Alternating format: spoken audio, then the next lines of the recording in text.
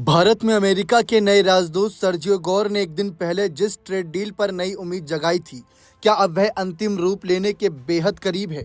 क्या इसका संकेत भारत के विदेश मंत्री एस जयशंकर के ताजा बयान से मिलता है?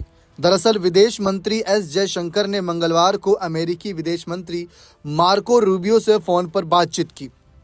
उन्होंने खुद इसकी जानकारी दी और कहा कि दोनों नेताओं के बीच अच्छी बातचीत हुई और ये बातचीत इन हालातों में हुई जहां एक तरफ ट्रंप लगातार ये धमकी दे रहे हैं कि वो टैरिफ बढ़ा देंगे अगर रूस से तेल खरीदना बंद नहीं किया तो, और भी तमाम ईरान को लेकर जो खबरें सामने आ रही हैं, उस बीच टैरिफ बढ़ाए जाने की खबरें भारत पर भी प्रभाव डाल रही हैं। इस बीच जयशंकर और रूबियो की इस बातचीत से काफ़ी कुछ संकेत मिले हैं। आपको बता दें कि जयशंकर के अनुसार दोनों नेताओं ने भारत अमेरिका के बीच कई अहम क्षेत्रों पर चर्चा की, जिसमें व्यापार, क्रिटिकल मिनरल्स, न्यूक्लियर एनर्जी, रक्षा और ऊर्जा शामिल है। जयशंकर ने एक्स पर पोस्ट करके कहा कि मार्को रूबियो से अच्छी बातचीत हुई, व्यापार, क्रिटिकल मिनरल्स, न्यूक्लियर सहयोग, रक्षा और ऊर्जा पर चर्चा की। इन मुद्दों पर अन्य पर संपर्क में रहने पर सहमति हुई। यह बातचीत ऐसे समय में हुई जब भारत और अमेरिका के बीच लंबे समय से चर्चा में चल रहे व्यापार समझौते की पहली फेज पर बातचीत अंतिम चरण में होने के कयास लगाए जा रहे हैं। दोनों देश 2030 तक द्विपक्षीय व्यापार को दोगुना से ज्यादा करके 500 अरब डॉलर तक पहुंचाने का लक्ष्य रखते हैं, लेकिन अभी तक डील फाइनल नहीं हुई।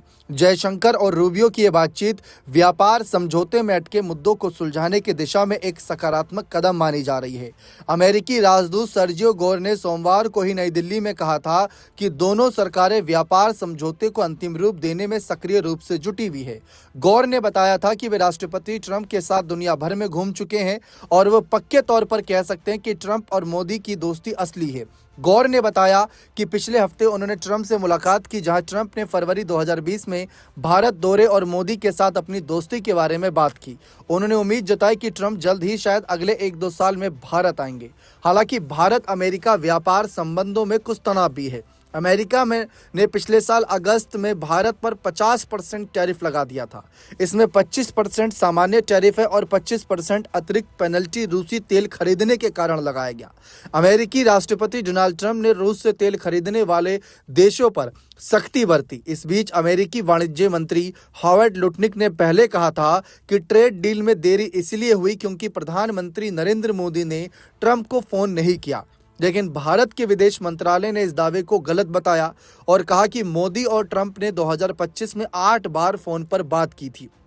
अभी भारत अमेरिकी बाजार में सबसे ज्यादा टैरिफ वाले देशों में शामिल है, जो भारतीय निर्यातकों के लिए चुनौती है। खासकर टेक्सटाइल, जेम्स एंड ज्वेलरी जैसे सेक्टर प्रभावित हुए, लेकिन भारत अन्य देशों के साथ फ्री ट्रेड एग्रीमेंट पर काम तेजी से कर रहा है। ओमान और न्यूजीलैंड जैसे देशों के साथ हाल ही में समझौते हुए हैं।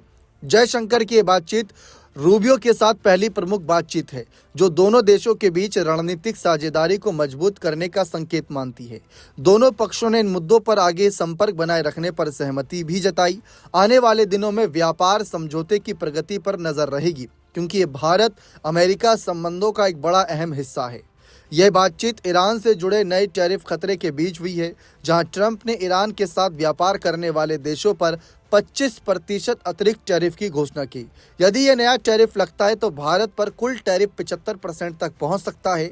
लेकिन यदि भारत और अमेरिका के बीच ये ट्रेड डील हुई तो भारत इस टैरिफ के दायरे से बाहर भी निकल सकता है। नजरें बनी हुई हैं, आप भी बने रहें चैनल के साथ। बहुत बहुत शुक्रिया।